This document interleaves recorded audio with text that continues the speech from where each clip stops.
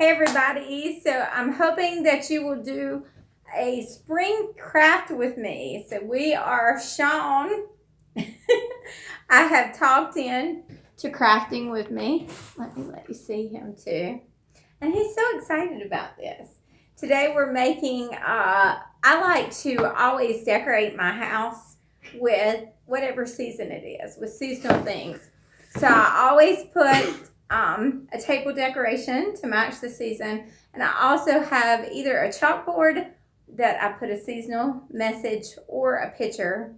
And so you like my seasonal messages, don't you, in the kitchen? I love them. Are you being sarcastic? No, I do like them. So this is my spring, and I don't love this one, so we're going to make a better one today. But this is my Hello Spring that I put in the kitchen. And I just kind of practiced on it, and I used cloth that I really don't like the colors. It's just all I had. So then I began to search for the right color. So we're going to make a new Hello Spring with better colors, and it's going to look better. So it is so exciting that Sean's going to help us today. He's actually better at everything domestic than me. So he's a better cook. I'm not sure if you're a better cleaner. I don't think you're a better cleaner. We've never tried it. But what else? You're better. Oh, you're better at sewing. His mom was really good at sewing. Oh, my mom was too. I just didn't get that. It's because it takes patience and skill or something. I always have trouble threading the sewing machine. So the first thing I did is I used a small canvas. Any guess what this size is? I was going to measure it and I forgot to. 8 by 11. Really? Sure. Okay, somewhere around 8 by 11. And I just used acrylic paint and I painted the background. So you don't have to paint it yellow. You paint it whatever color your house would match your house. Whatever color you love, because that's how I like to decorate, with colors that I love. Then we're going to make the flower part of it. And these flowers are really cool. And I don't know what they're called. I was making up a name for them, but probably the easiest way to cut, you just cut a circle out of your fabric. And what I'm going to use is this paper plate, but really you need a plate that's bigger than this one, because the flowers, they probably half themselves. So you want a big outside circle. So you probably want to use a plate bigger than this. But I'm just, for display purposes, I'm going to just use this size plate. And we'll see what we get. So you just draw your circle with your plate. And so you need two different kind of circles. You need one small and one large. So you could use like a big dinner plate for the large, and you could use like a salad plate or a dessert plate for the small. Then we're just going to cut around here. And then, you want to cut? Sure. Are you good at cutting? No. Probably better at it than me. And so after he cuts out the circle, we're going to use, this is my great, I have lost my needle. This is my great seamstress terminology. And I'm sure there is a name for it, but we're going to use an in and out stitch. Do you know what the name for that is when you go in and out? I bet your mama does. We're going to use the in and out stitch to draw in to draw in the flower. Cuts that out. So I just threaded my needle. You know, I was so excited because I could thread this needle. Usually I have to get someone to thread it for me because I'm getting younger and younger. But I don't think it's that. I think they've messed up my contacts. But, so I just knotted this is a small little string. I'm not sure what happened to the rest of it. I hope it worked. Then I'm going to take my circle and use my in and out stitch. What is this called? Gathering stitch? I have no idea. But I'm just going in and out. Somebody's going to know what this is called. And we're making what quilters call do you know that? Because I don't know either. I've been calling it either a pom-pom or yo-yo. But who knows what the real name for that is too. So you use your in and out stitch and it's going to make a pom-pom or a yo-yo, whatever you call it. That's a very informative video. I'm so good at this. And so after we finish with this is going to be either some part of our flower. So if you used a big one, it's going to be the back of your flower. If you used a small one, it's going to be the front of your flower. You're going to have to thread this next needle for me. Can you see thread it? Because I didn't make it long enough and I need more thread. So after I finish with that, I just tie it up. I gather it to a tight little thing. And then I just tie it off. I hope.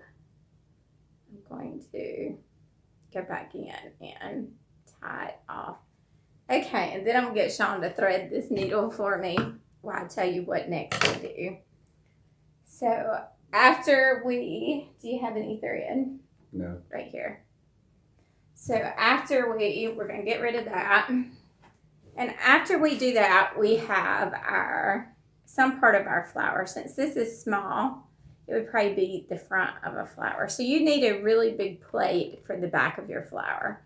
So we're going to put them together I'm going to show you when Sean threads the needle by combining the 2 or 3 different pom-poms or yo-yos, whatever we're calling them.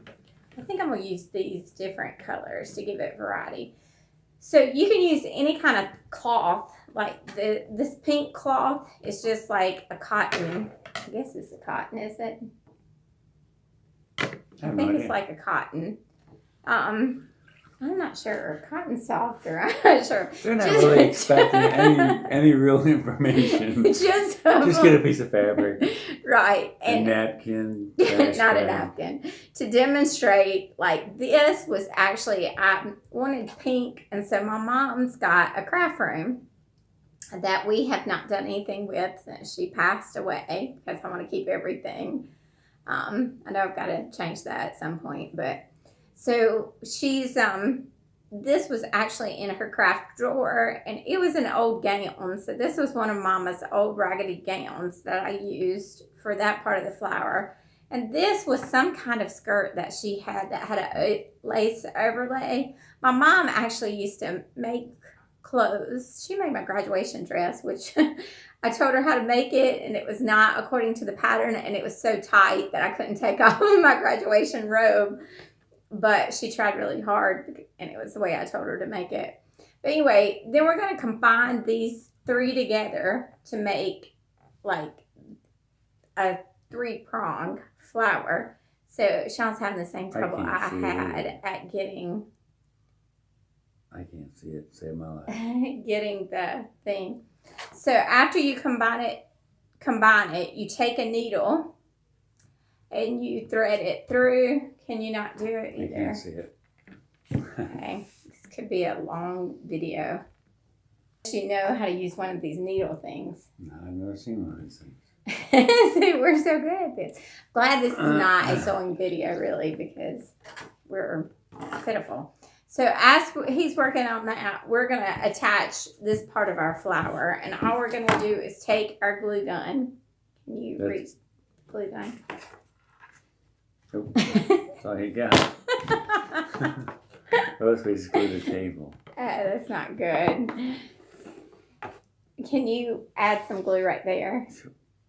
Where?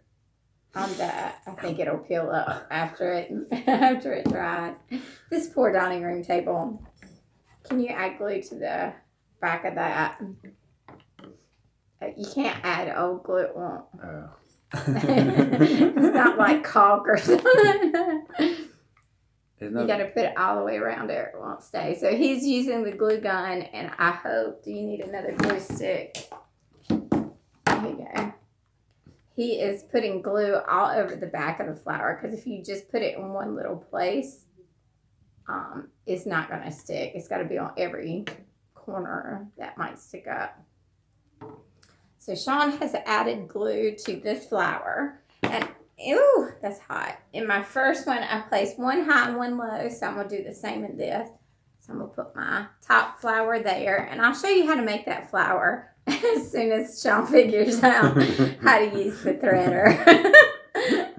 And then while he's doing that, we're going to cut our leaves. And I actually had, when I cut this leaf, I had a old, like a napkin, like a cloth napkin, and I could cut the seam, which I don't have that with this. And I really want brighter green, so I found this really bright green.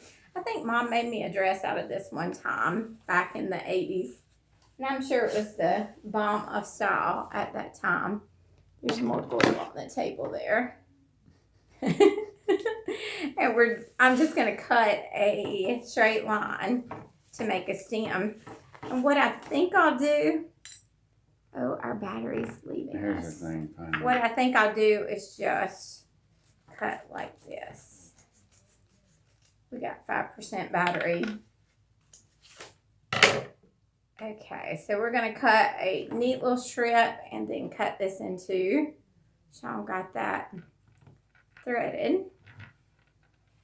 And let's see, you want to cut that in half along the seam, so we'll have two stems. So then you take your, I bet I cut it too short once again, but you take your needle and we're just going to go all the way through from the front to the back of the flower. You're going to cut it down the length? Yeah.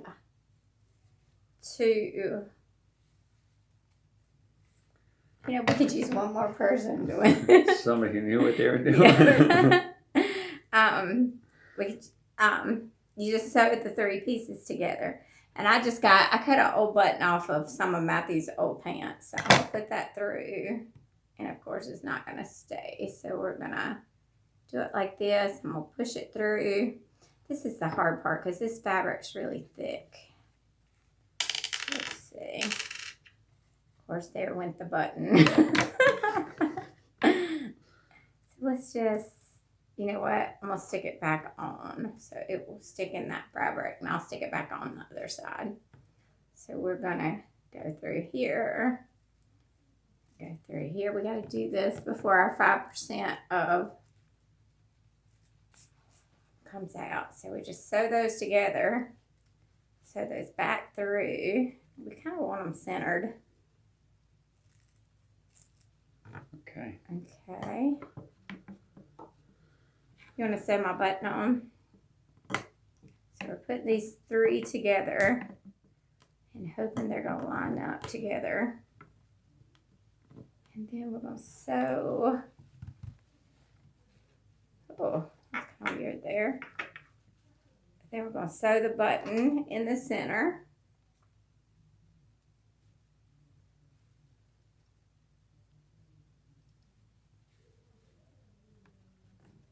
I think I'm not going to sew it well on. I'll just twist that around, tie it off, and I think it will stay. Okay, so we sewed that together, and we got our pretty little flower here with 3 different colors. Will you cut that for me? And now we're going to glue our stem on. Well, goodness, that's a little crooked. Let's use the maybe good side of that. And then will you glue them straight down? Glue gun it straight down. And go off the page. And with the other one, I took the stem all the way down off the canvas. So it like lapped over the bottom. Then we're going to cut 2 leaves. And we're just cutting something that looks like a leaf, so that we can put it on each flower. Now I've got 2 leaves. Okay. You want to glue gun? Okay. We're going to glue that one there. Put a lot. You need another glue stick. So you can't see Sean, but I could turn the camera. How about that? So he just plopped that one down. Right. Put your glue stick in. Not ready yet. It won't fit. Okay. It might need to push. Give it a little stem. We probably should have put that flower up a little bit higher, but it's okay. So then we're going to glue our leaves on. Oops.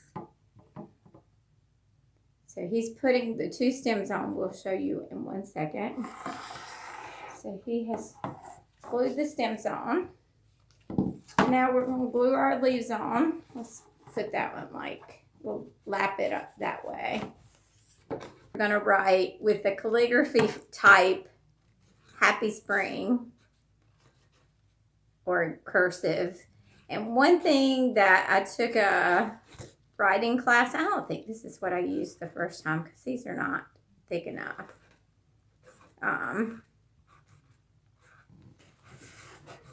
So one thing I learned, and this marker is not really going to look good. I need a bigger marker. But the downstroke, any stroke that's down is what you shadow. So just write it in your best writing as shadow the downstroke. Okay, and here we go. Here's our picture to sit somewhere in here, right? Yep. Good job. Thank y'all for crafting. Bye.